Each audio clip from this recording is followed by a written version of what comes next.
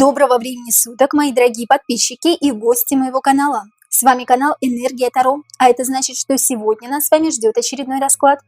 Перед тем, как мы начнем, друзья, хочу вам рассказать о нашем втором закрытом канале на Бусти. Слева сейчас появится QR-код, по которому вы можете перейти и за подписку всего в 299 рублей в месяц смотреть шок-контент и те расклады, которых нет и не будет здесь на YouTube-канале, потому что YouTube их может заблокировать. Для этого существует второй закрытый канал. И я благодарю всех тех подписчиков, которые с нами на канале на Бусти с прошлого года. Друзья, ваши имена, ники сейчас появятся на ваших экранах. Спасибо вам за то, что вы есть у нас. Напоминаю вам о том, что у меня есть личные расклады, консультации, обряды, и мы делаем обрядовые свечи из натурального воска своими руками. За обрядами, обрядовыми свечами и личными раскладами прошу обращаться ко мне в личку. Личка указана в комментариях под любым видео. Друзья, также ставьте этому видео лайки, если видео вас действительно заинтересовало, оно вам понравилось. Подписывайтесь на канал и жмите на колокольчик, чтобы получать уведомления о новых видео. А с нами сегодня карты Здислава Бексинского. Здравствуйте, карты! И поговорим мы с вами сегодня о Евгении Кунгурове. Российский оперный и эстрадный певец покончил жизнь самоубийством с 8 на 9 апреля 2024 года и погиб в возрасте 40 лет. Сегодня будем выяснять причину суицида, что спровоцировало Евгения на такой поступок, и действительно ли это был суицид, каким человеком был Евгений Кунгуров и какими были люди, окружающие его. Начнем, конечно, с истоков, с характеристики личности, и потом уже перейдем к основной сути этой ситуации, этой проблемы. Характеристика личности Евгения Кунгурова. Покажите нам, пожалуйста, карты. Характеристику личности российского оперного и эстрадного певца Евгения Кунгурова. Каким человеком он был? Покажите нам, пожалуйста. Основную суть, характеристику личности российского оперного и эстрадного певца Евгения Кунгурова. Рыцарь Пентаклей, все время куда-то спешит, к каким-то новым возможностям, каким-то новым далям. Возможно, действительно человек любил путешествовать, но, однако, между тем был очень приземлен. Почему приземлен? В каком смысле это выражается? Для него очень важна семья, для него очень важны дети, какие-то родственные связи. Он очень сильно переживает, если вдруг что-то он сделал для своей семьи или вокруг своей семьи, или внутри своей семьи что-то не так, когда он действительно любит человека.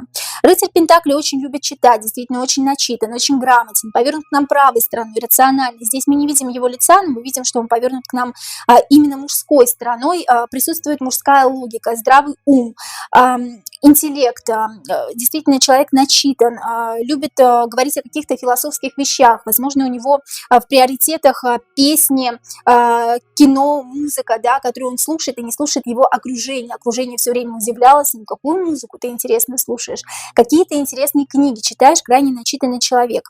Но рыцарь это не король, в своей жизни он не дошел до какого-то такого пика, на котором бы чувствовал себя действительно мужчиной, настоящим. Он все время к этому стремился, но так до этого не дошел, потому что здесь рыцарь Пентаклей у нас на таком своеобразном велосипеде. Он все время куда-то стремится, куда-то спешит, однако он покрылся пылью. Обратите внимание, да, что человек как статуя застыл, покрылся пылью и не движется больше никуда, не движется к своей цели. Не мог поставить себе какую-то определенную цель в жизни, которую действительно хотел, потому что главной цели в жизни он не достиг. Он остановился где-то, ну я не знаю, где-то на годах 20, может быть, да, в своей жизни, и что-то ему помешало двигаться дальше. Это его очень сильно расстраивало. Возможно, это была цель в профессиональном смысле этого слова. Возможно, это была цель какая-то семейная. Чего-то он не достиг, но к чему-то очень хотел идти. Бежать, идти. Однако я не могу, потому что мне что-то запрещает, мне что-то не дает. Человек, кстати говоря, интроверт, не экстраверт по этой карте. Любил побыть в одиночестве. Любил, как я уже сказала, почитать, закрыться в комнате, подумать о каких-то вещах. И что-то его угнетало, что-то его останавливало и между тем угнетало в этой жизни. Давайте посмотрим дальше, что именно. Такая характеристика личности Евгения Кунгурова. Сильные и слабые стороны. Сильные и слабые стороны Евгения Кунгурова. Сильные и слабые стороны. У каждого из нас есть сильные и слабые стороны. Слабые стороны в основном это наши страхи, которые мы преодолеваем всю свою жизнь. Вот Евгения тоже что-то останавливало всю жизнь. Он не мог достигнуть главной цели в своей жизни и даже не мог себе ее поставить перед собой. Сильные и слабые стороны Евгения Кунгурова. Его сильные стороны, его слабые стороны. Сильные стороны Евгения Кунгурова. Карта влюбленный. Сила в любви, сила в дружбе. Он умел дружить, он умел любить. Но сильная его сторона, он влюблялся. Да? Вот влюбляется человек в женщину, и все, я с тобой, я без памяти от тебя, без ума от тебя. Буду только с тобой, хочу быть только с тобой. Что старший аркан постоянно на каком-то выборе. Это его сильная сторона, потому что любить он умел, любить страстно, любить красиво, делать какие-то хорошие подарки, красивые, дорогие, роскошно как-то преподносить себя в окружении, скажем так, да, и умел дружить. Действительно мог поддержать человека, действительно мог посоветовать ему какой-то хороший совет, извините меня за тавтологию. Здесь его, в этом сильная сторона его. А в чем слабая его сторона? Дальняя дорога. Дальняя дорога здесь о том, что он, я еще раз повторюсь, да, он не мог поставить цель. Дальняя дорога – это не только дорога, по которой мы движемся, это наш путь жизненный. И я не могу на своем жизненном пути, на своей жизненной дороге поставить определенную цель. Вот это моя сильная сторона. Я не могу думать наперед, я не могу думать о своем будущем, я не вижу своего будущего. Слабая сторона в том, что были какие-то психологические проблемы, которые запрещали ему думать о своем будущем в позитивном ключе, вот так скажу, да. То есть он не видел какой-то дальней дороги, он не видел какого-то смысла в жизни. Да, он мог поддержать коллегу, соратника, там, я не знаю, да, человека, которого он любит, но он не видел для себя пути дальше, потому что были определенные проблемы, и проблемы в нем самом. Его слабая сторона – это его ум, его подсознание, которое мешало ему здраво мыслить. Вот о чем речь. Следующий вопрос. Самый большой страх в жизни Евгения Кунгурова. Самый большой страх. Чего больше всего боялся в этой жизни Евгений Кунгуров? Чего больше всего в этой жизни? Чего больше всего в этой жизни боялся Евгений Кунгуров? Чего больше всего в этой жизни боялся Евгений Кунгуров? Остаться одиноким. Остаться одиноким из-за того, что он не может сделать выбор. Понимаете, да? Вот такое ощущение, как будто постоянно у него был выбор между кем-то и между, допустим, между одной женщиной и между другой женщиной. И он боится остаться одиноким, потому что есть иллюзия выбора, и он никак не может стать храбрым, стать смелым, сделать свой выбор, да, наконец. Боюсь остаться одиноким, боюсь остаться отшельником, боюсь попасть куда-то не туда, в какую-то плохую компанию, или боюсь то, что у меня какие-то такие отношения заведут куда-то не в очень хорошую сторону, не в очень приятную историю, не в очень приятную ситуацию, скажем так. Еще боялся какой-то тайны, которую он хранил всю жизнь. Она была внутри него по тузу кубков, и он никак не мог выплеснуть ее наружу. Все его эмоции, все то, что он хотел кому-нибудь рассказать, он держал глубоко в себе, потому что человек сам по себе отшельник, сам по себе интроверт, и он боялся этого своего отшельничества. Если я долго буду выбирать многообразие, если я долго буду выбирать между женщинами, между партнерами, между друзьями, если я не осмелюсь выбрать кого-то одного, то, боюсь, это не туда меня заведет. И по тузу кубков, и по луне у него была какая-то тайна, которую он хранил глубоко в душе. Я не могу ее никому рассказать, и мне от этого страшно. Душевная нищета, моральная нищета, да, а здесь и про душевную, и про моральную нищету, и про физическую нищету. Не могу остаться без денег, боюсь, хочу зарабатывать много, потому что деньги – это определенный ресурс, который дает мне храбрость, который делает меня храбрым, да, который продвигает меня вперед, которые продвигают меня вперед. Гонюсь за деньгами, вот боялся остаться без денег, боялся, что он не сохранит какой-то тайны, потому что он не может больше молчать. Туз кубков – это переполненный кубок, который вот-вот выльется наружу. И боюсь остаться одиночкой. Почему? Потому что я не могу и не умею сделать выбор правильно. Не знаю, кому податься, кому отдаться, грубо говоря, да? Не знаю, какой женщине прийти. Вот здесь об этом речь. Вот его самые главные страхи.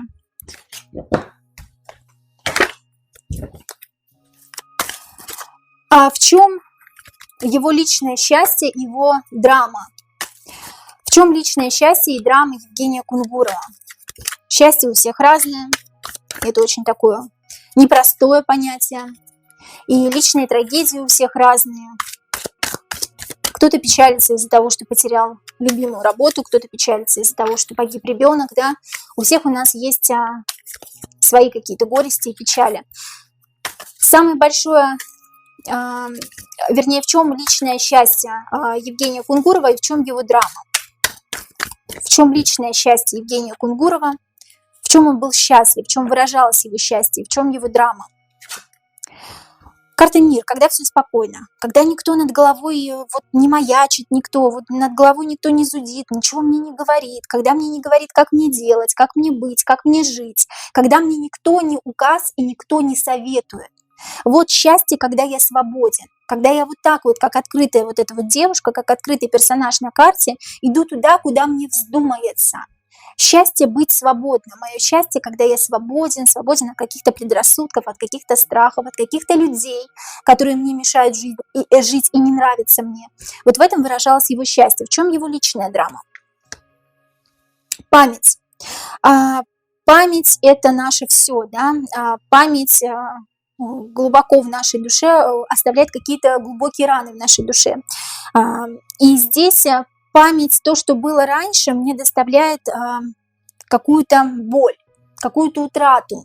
То, что я вспоминаю постоянно. Вот что-то он постоянно вспоминал, это касается как раз-таки вот этой тайны. Мы еще доберемся до этого, да?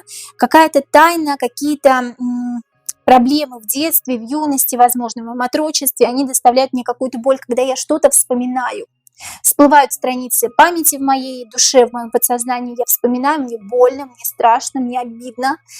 И в этом моя личная трагедия. То, что осталось за чертой, то, что было когда-то.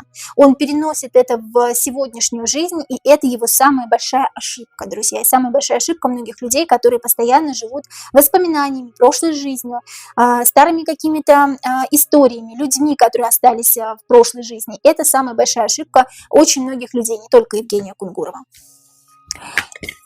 Были ли травмирующие события из детства, которые повлияли на Евгения Кунгурова, на его становление во взрослой жизни? Были ли травмирующие события из детства Евгения Кунгурова, которые повлияли на Евгения во взрослой жизни?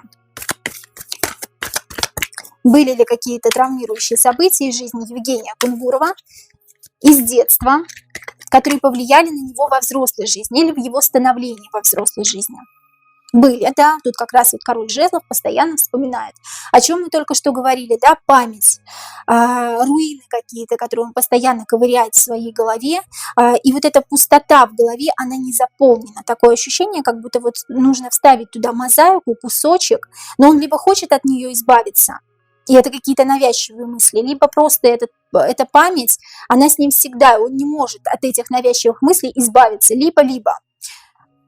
Тут абсолютно точно были какие-то травмирующие события из детства для короля жезлов. Не помню, к сожалению, когда он родился, человек огненного знака зодиака, либо просто человек темпераментный, яркий, вспыльчивый, да, я про Евгения сейчас говорю. И вот он что-то вспоминает из детства, давайте узнаем, что. Мастер какой-то, кто-то над ним давлел, какой-то мужчина. Мужчина постоянно, я тебе говорю, вот это делай, и ты меня слушай, пожалуйста. Мужчина, которому очень важны ресурсы, важны пентакли, важны деньги. Не зря здесь восьмерка пентаклей, мастер старается за деньги. Постоянно устраивал какую-то взбучку ему человек из детства, из юности, из его, да, и вот он что-то вот как-то говорил ему: не будешь меня слушать, я вот тебе устрою взбучку, какой-то бунт на корабле. Они как друг другу противостояли, король жезлов и мастер. Мастер говорит: ты у меня учись. И это доставляло королю жезлов огромную горечь. Вот как будто бы он боялся этого мастера. То ли это его отец, да, то ли кто-то из родственников, возможно. Он боится этого мастера и делает так, как он хочет, но сам он этого не хочет делать. Понимаете, да?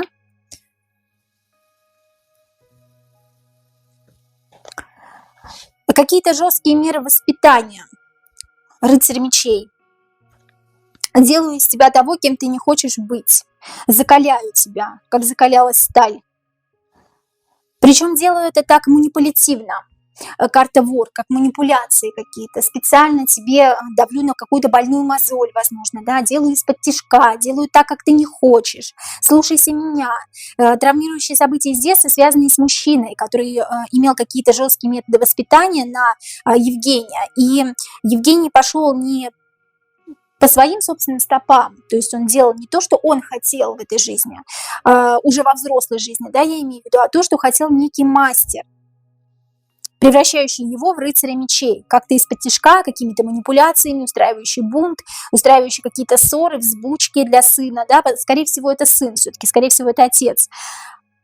И король жезлов, то есть Евгений, он испытывал огромную горечь из-за этого. Почему я не могу мыслить так, как я хочу? Мне в этой жизни не дают делать то, что я хочу.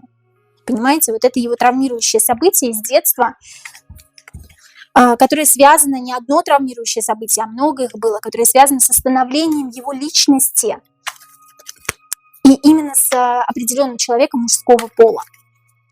Друзья, следующий вопрос, как раз вот отношения с отцом. Отношения Евгения Кунгурова с отцом. Давайте узнаем. Только что мы говорили про некого мастера, сейчас мы как раз посмотрим, действительно ли это был отец, который давлел и влиял на его становление в жизни. Отношения Евгения Кунгурова с отцом. Какими были отношения Евгения Кунгурова с отцом?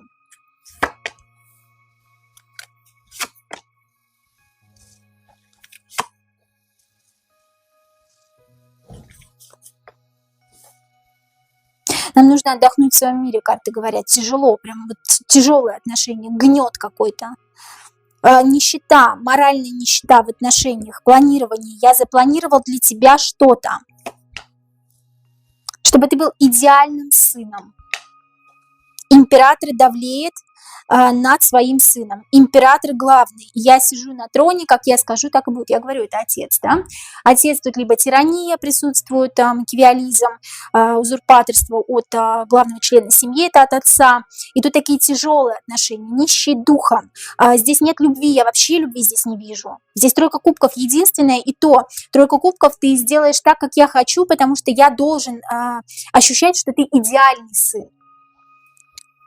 Я, император, сделаю из тебя идеального сына, потому что я так хочу, я планирую, у меня на тебя большие планы.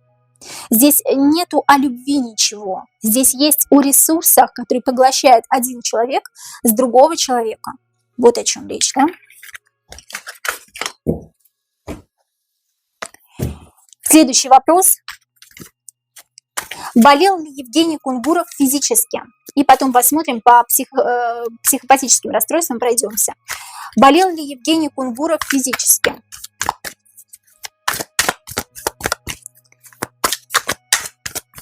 Болел ли Евгений Кунгуров физически? Были ли какие-то заболевания, на которые стоило обратить особое внимание по его здоровью?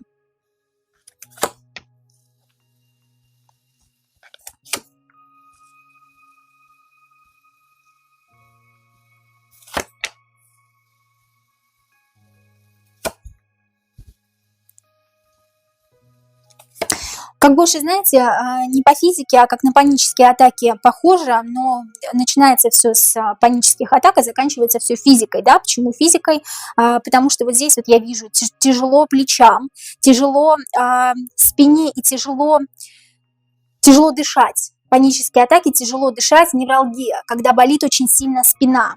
Когда болит спина, когда невозможно нормально разогнуться, двигаться, когда спина горит огнем, королева жезлов. Как больше психологические заболевания, которые выливаются в физические заболевания. К вершине, голова, спина, шея, все то, что касается вот позвоночника, позвоночного отдела, шейного отдела, позвонка, все то, что касается невралгии, головных болей, мигрений. Все в моей голове, и поэтому все выходит в телесную оболочку, выливается в какие-то физические болезни, не такие, на которые бы стоило обратить, конечно, особое внимание, потому что в первую очередь стоит все-таки пойти к психологу или психотерапевту для того, чтобы эти симптомы ушли до конца, да. Но здесь именно про физическую боль. Мне больно, я вот ложусь, мне хорошо. Как будто не могу долго стоять, потому что мне больно. Психопатические расстройства Евгения Кунгурова. Психопатические и психологические расстройства Евгения Кунгурова. Чем болел именно морально, душевно Евгений Кунгуров? Психологические и психопатические расстройства Евгения Кунгурова. Уныние. Тоска, уныние, апатия. Не хочу ничего делать, депрессняк, не трогайте меня, вот хочу посидеть один в одиночестве, а вообще лучше куда-нибудь уйти или выпрыгнуть из окна, да, в конце концов. Четверка кубков – это апатия. Мне ничего не нужно, мне ничего не хочется.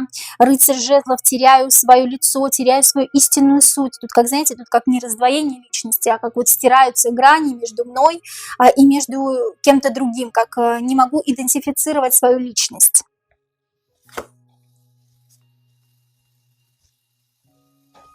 Психология – это как проявление шизотипических наклонностей. Первая стадия. Выход из собственного тела, карта звезда. Как будто действительно не ощущаю себя в своем собственном теле. Либо в астрал уходил, да, во сне. То есть, либо были какие-то тревожные сны страшные, либо действительно в астрал уходил во сне. Либо спал очень плохо. И тут как вот не раздвоение личности, а стерты грани идентичности личности. Из-за того, что я ухожу в такое глубокое уныние и депрессию, оставьте меня одного, не хочу ни с кем разговаривать. Ты пока это не готов узнать.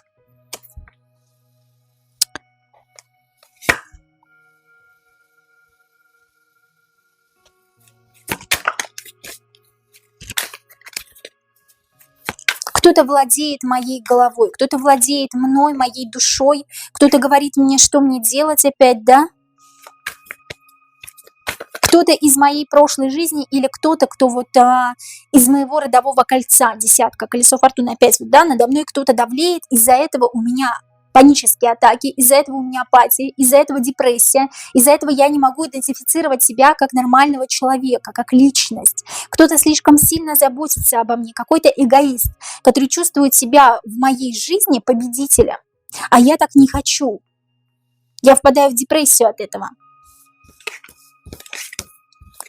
У меня сгорает все мое нутро по 19-му старшему аркану Солнца.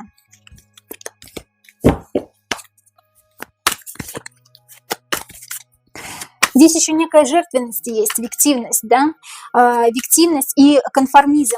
Есть еще такой термин в психологии, как конформизм, когда ты делаешь то, что хотят другие, но не делаешь то, что хочу я, да, хочу я сам. Я не делаю этого, я подстраиваюсь под других людей, потому что мне так удобнее, мне так проще переживать какие-то моменты в этой жизни. Я подстраиваюсь под отца, я подстраиваюсь под еще кого-то.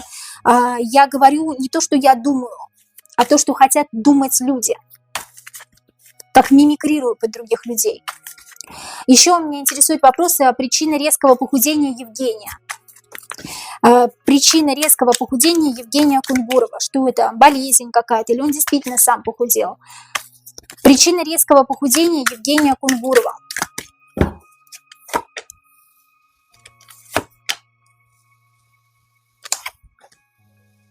Он сам похудел, друзья. Вот карта неволи, карта на своей территории, я хотя бы здесь чувствую себя на своей территории. Я хотя бы над своим телом сейчас подвластен что-то над ним сделать. Дружба, подружиться с самим собой, двойка кубков. Подружиться со своим инь и янь. Перерасти в одно целое. Карта неволи может быть какие-то диеты, действительно, какие-то физические нагрузки. То, что не хочется, но то, что мы делаем постоянно. Пробежки, может быть, какие-то. На своей территории такое ощущение, как либо дома был спортзал какой-то, оборудовал он какой-то спортзал, да, либо около дома он бегал, либо недалеко от дома у него был спортзал, вот как-то здесь. И на своей территории я чувствую хотя бы здесь себя хозяином своей жизни. Я хотя бы так могу идентифицировать себя как личность, хотя бы похудеть, да, то есть вот я захотела похудеть, я похудею. Здесь он похудел не из-за болезни, из-за какой-то, а из-за того, что вот просто я так хочу, я хочу быть хозяином своей жизни. Такое ощущение, что вот он не чувствовал себя полноправным, говорю же, хозяином своей жизни. Чувствовал, что над ним кто-то сверху давлеет. А почему, мы узнаем чуть позже. Я узнаю, заключал ли он темный договор чуть попозже, и мы поймем тогда. Что стало причиной того, что в 2023 году вторая супруга Евгения, Ирина, подала на развод?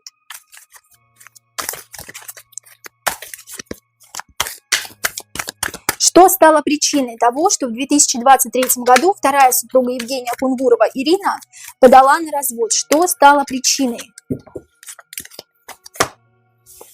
Смерть, все отжило. трансформация, что-то такое случилось, либо измена какая-то случилась, либо что-то такое, после чего нет возврата. Все, уход в другие ворота, в иные миры. К тебе я больше не вернусь. 13, после 13 должно все умереть и заново родиться. Либо мы будем вместе заново и заново как-то трансформируем наши отношения, либо мы разводимся. Ожидания. Почему-то как будто не удалось развестись, либо пришлось долго ждать. Как, знаете, их поставили в лист ожиданий, либо сказали, знаете, вот когда приходите разводиться, там говорят, вот, подумайте, месяц мы вам даем на подумать, вот что-то такое.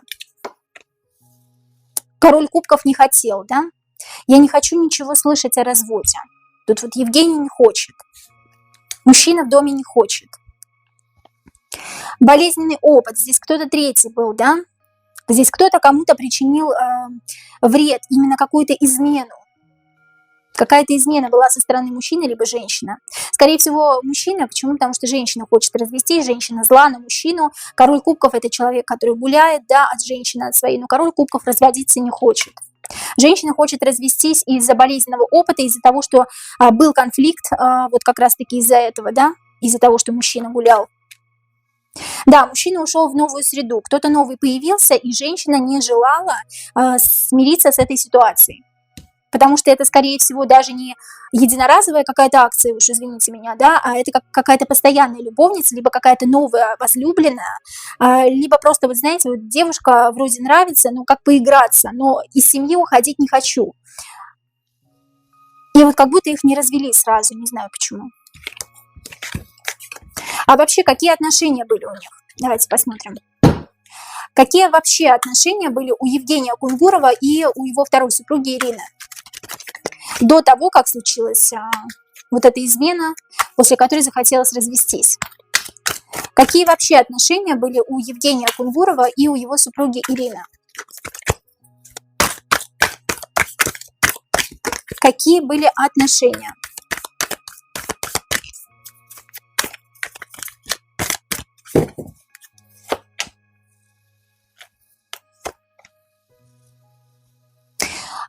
Она, когда к нему шла в отношения, у нее был выбор.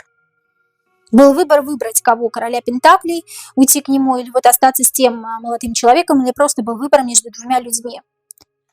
И она выбрала Евгения. Потому что он оказал ей какую-то поддержку, как какая-то защита. Я чувствую себя за тобой, как за каменной стеной. Я верю тебе. 12 кубков – это большая любовь, это большая вера. Больше, чем просто любовь, больше, чем просто какие-то поцелуи, какие-то романтические истории, да, это поддержка. Я чувствую в тебе поддержку, я чувствую в тебе настоящего короля Пентаклей, который сможет содержать семью, защитить меня от всех бед, поэтому я ухожу к тебе.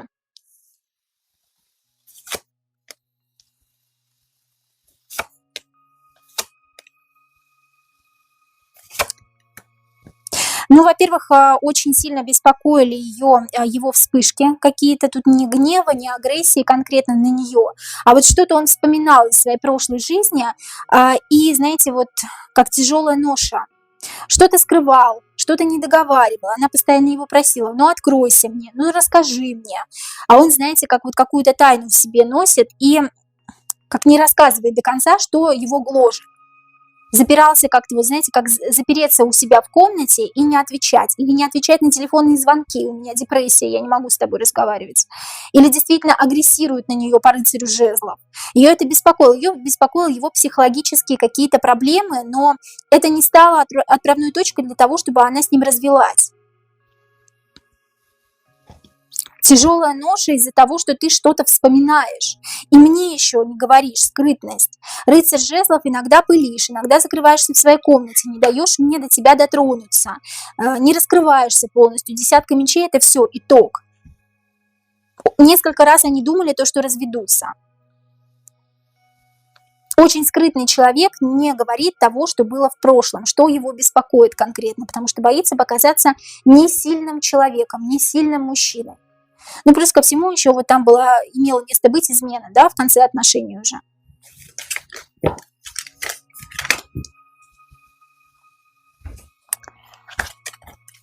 Заключал ли Евгений Кунгуров темный договор? Давайте узнаем. Если заключал, можно понять причины его психологических расстройств каких-то. И вполне возможны подселенцы, не вполне возможно, а точно, да, у человека, который заключает темный договор, либо у человека, за которого заключает темный договор. Заключал ли Евгений Кунгуров темный договор? Заключал ли Евгений Кунгуров темный договор? Ну, во-первых, дружба. С кем-то, что-то с кем-то, да? Да, заключал, неволя. Дружба, что-то с кем-то договариваемся. Двойка кубков, договориться о чем-то. Но здесь дружба и неволя, восьмерка мечей. Неволя – это заключение себя в чьи-то тиски. Это заключение темного договора. Но такое ощущение, что вот колесница, я бегу скорее это сделать. Вот как хочу быстрее. Страшно. В неволе на своей территории, тогда, когда был еще пажом кубков, не он заключал темный договор, заключали за него, заключал тот, кто был старше и больше. Посмотрите внимательно на карту. Карта дружбы. Большой человек с маленьким человечком, либо с маленькой собачкой, да, со своим питомцем, они дружат. Но здесь большой человек, он имеет преимущество, потому что собачка его боится, да? И так как я сказал, так и будет. И Евгений чувствовал себя невольником на своей собственной территории, в своем собственном доме, тогда, когда был еще пажом кубков, тогда, когда был еще маленьким мальчиком. Вот кубки все-таки может быть даже водные, да? Либо водный знак зодиака, либо очень чувственный человек, чувственный, остро все воспринимающий в юности. Вот в юности, когда он был молод, за него заключили договор. Мужчина, который имел на это право, отец, подверг сына неволе, и, соответственно, быстрее. Вот я хочу это сделать быстрее, либо он это сделал прямо перед тем, как мальчику исполнилось 12 лет, как будто торопился. Торопился, я не успею, потому что паж это все-таки не ребенок, это уже подросток. Подросток у нас начинается, сейчас дети акселераты, да, все у нас с 11, с 12 где-то как раз, да, я как будто бы не успеваю заключить за него темный договор, он меня боится, он сделает так, как я хочу. А Евгений чувствует себя в неволе на своей территории. В любом случае темный договор заключен не им. А если темный договор заключен, то подселенцы, если они есть в человеке, они есть при заключении темного договора, и если человек светлый, который действительно в этой жизни не сделал никому ничего плохого, и он пускает свою душу подселенца, то это все, друзья. Либо он подчиняется этому темному миру, либо он не вывозит, скажем так, да, этого подселенца и может совершить как раз-таки суицид.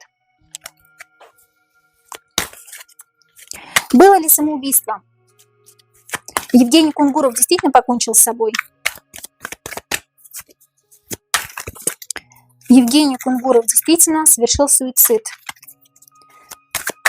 Или нет? Действительно ли?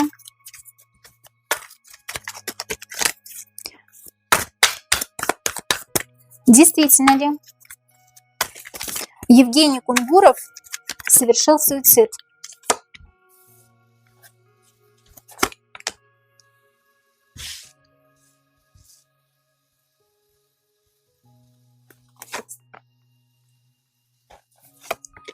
Да, ждала эту карту. Привязанность к чему-то и болезненный опыт, то, что у меня внутри, не дает мне в этой жизни расслабиться. Во-первых, привязка, да, привязка, сущность. Не он совершил суицид, а сущность, которая сидела в нем, совершила за него этот суицид. И все его ждали, как ожидание. Ожидание за толпой людей. Ожидание такой светлой души, которые принесли болезненный опыт. Депрессия, апатия развивались постепенно. Да, он сам совершил над собой суицид, но этому поспособствовало то, что сидело внутри него. Причем не одна сущность, а много. За толпой карты изобилия, их много, и все в ожидании, все ждут. Разорвать душу на части, на куски. Забрать себе хороший кусок, потому что душа светлая. Это как некая сакральная жертва по правосудию. Так должно произойти, потому что ты все в нашей власти. Нужно принести тебе болезненный опыт, и либо ты должен пережить в детстве, в юности болезненный опыт, и потом мы к тебе пустим подселенца, чтобы тебя потом, в конце концов, направили на путь истинный, скажем так, да, для того, чтобы ты совершил суицид над собой. Те, кто не верит в астральные проекции, в сущности, и в реинкарнацию, перерождение, друзья, и в договор с дьяволом, пожалуйста, не смотрите видео. Те, кто верит, welcome. Тут как раз о том, что да, человек сам совершил суицид над собой, да, самостоятельно это сделал. Причина того, что был подселенец внутри, причина того, что его разрывало на части, и он не мог больше так жить. Он сам не понимал, что именно его конкретно не устраивает.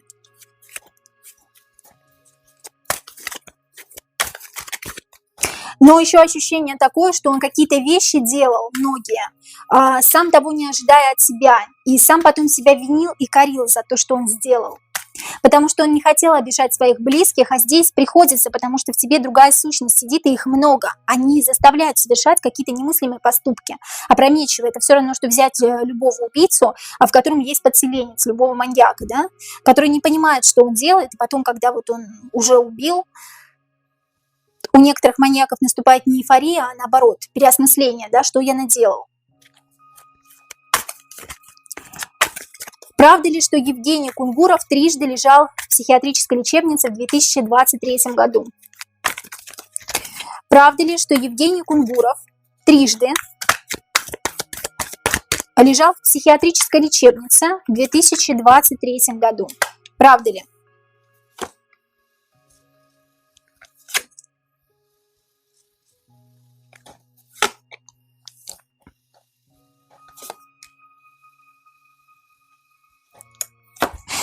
Человек, император опять, да, император, только что хотел сказать, человек, который оберегал, человек, который оберегает его всю жизнь, и ему кажется, что так оно и надо его оберегать, да, как маменькиного сыночка. А вот человек, мужчина, император, отец в его жизни, который его всю его жизнь оберегал, он позаботился о том, чтобы сына упекли несколько раз. Это моя щедрость к тебе, по отношению к тебе, я проявляю свою щедрость таким образом.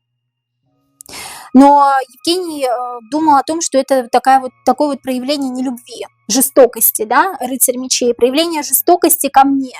Я испытываю горечь, я испытываю утрату, я бунтую, я не хочу. Действительно лежал, как будто такое ощущение, что я не хочу, а его как заставляют туда ложиться. Причем сам отец прекрасно понимал, что в Евгении есть сущности определенные.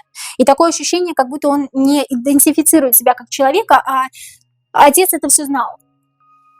Стираются грани между моим лицом, между моим телом и между лицом какой-то сущности. Отец это все знал, и отец его как раз-таки был инициатором того, чтобы его ложили в психиатрическую лечебницу.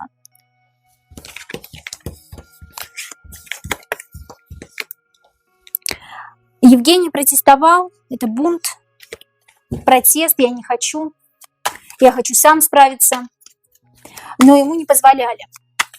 Очень интересно вот шоу Малахова. Как так быстро собрали людей сразу после смерти Евгения Кунгурова. Евгений погиб 8 числа, а 9 в 16:30 буквально уже была программа Андрея Малахова, где все его друзья и близкие собрались, чтобы скорбить о Евгении Кунгурове. Как так случилось? Знали ли артисты, приглашенные звезды о том, что Евгения Кунгурова не станет? Карта перевернулась.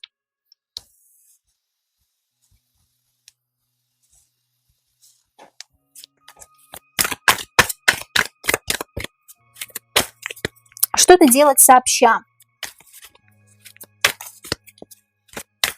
как свой клан. Только мы об этом знаем. Тут какие-то люди, приглашенные звезды, они действительно знали, что должны забрать душу. Это, говорю же, это как сакральная жертва, чистая жертва в виде Евгения Кунгурова. И многие звезды, которые заключали договор с темными силами, которые сидели на передаче у Малахова, они знали то, что должны забрать эту чистую душу. Идиллия, чистая душа, идеальная душа. Мы знаем изобилие, нас немного, но мы вот в этой кучке, вот в этом клане знаем то, что должно свершиться какое-то возмездие над кем-то.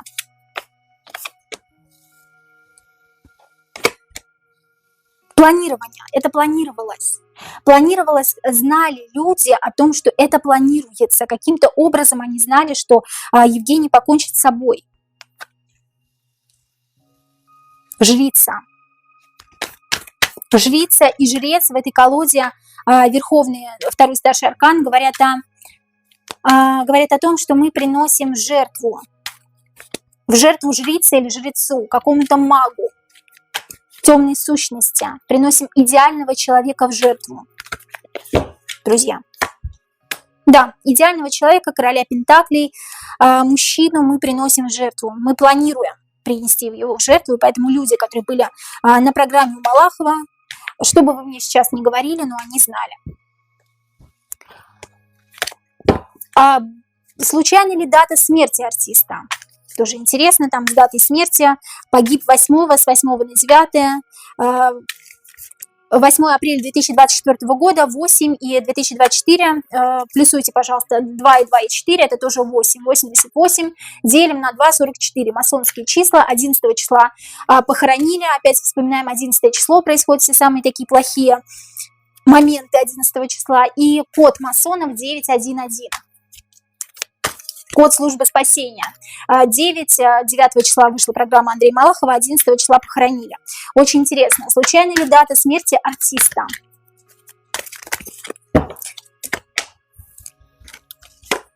Девятка, да, как раз вышла. Его готовили к чему-то свыше. Вот 19-й старший аркан Солнца, готовлю тебя к чему-то свыше.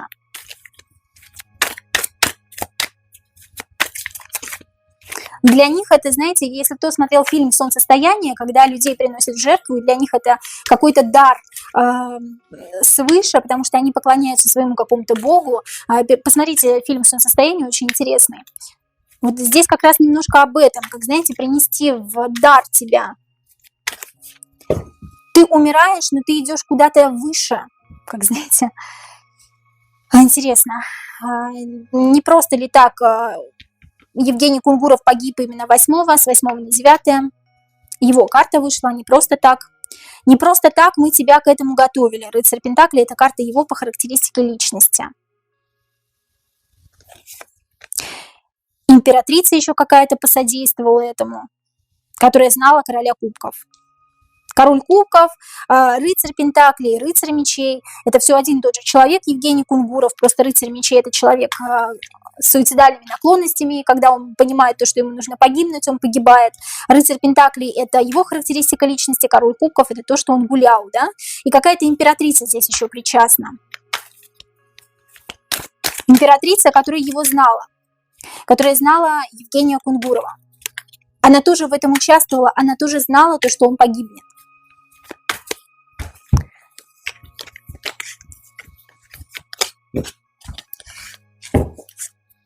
Были ли у Евгения Кунгурова проблемы с алкоголем? Как об этом говорила СМИ. Были ли у Евгения Кунгурова проблемы с алкоголем?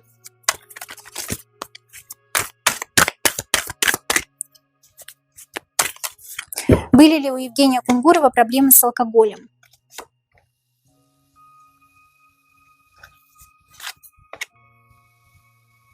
Карта дурака говорит о человеке, который не понимает, что он делает, потому что в нем есть защита. Надо мной кто-то давлеет.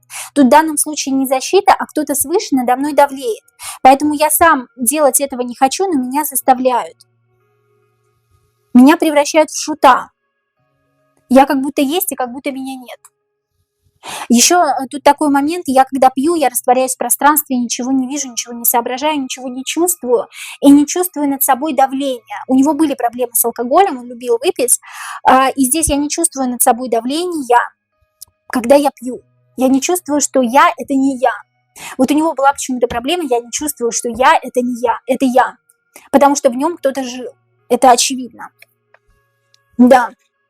Да, нищета, карта нищета, защита, звезда, кто-то во мне сидит, я пью для того, чтобы не чувствовать эту сущность в себе. Карта моральной нищеты, карта того, что действительно проблемы с алкоголем были.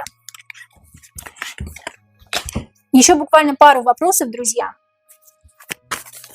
Кто-то спрашивал у меня из подписчиков, была ли у Евгения Кунгурова любимая женщина. Не жена. Была ли у Евгения Кунгурова любимая женщина? Была ли у Евгения Кунгурова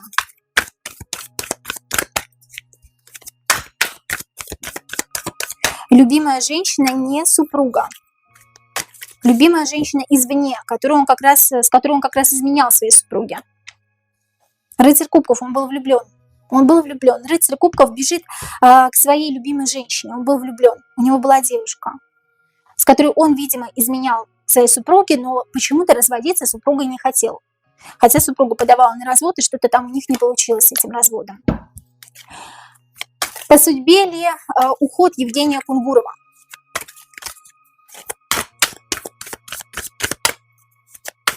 По судьбе ли уход? Карма, судьба, называйте как хотите.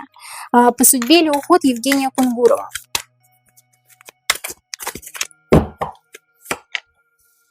Нам нужно отдохнуть в своем мире, карты говорят. Хотят говорить. Ностальгия, то, что из прошлого что-то тянется опять, да, из прошлого карма, непроработанная карма, своя же собственная карма, причем не проработанная, причем касается это чувств, любви, каких-то семейных отношений, касается человека в его жизни, который ему досаждал, он не прорабатывает свою карму из года в год, из жизни в жизнь, он не прорабатывает свою карму, и он снова пошел отрабатывать свою карму. Для того, чтобы не совершать все те же самые ошибки, которые были у него в его жизни. Друзья, задавайте, пожалуйста, свои вопросы по данной теме, пишите их в комментариях к данному видео, и на те вопросы, которые соберут больше всего лайков, я запишу отдельный шорт-видео. Напоминаю вам о возможности заказать личный расклад, консультацию у меня, обряд или обрядовые свечи, которые мы делаем из натурального воска своими руками. Друзья, я вас очень люблю, и до новых встреч!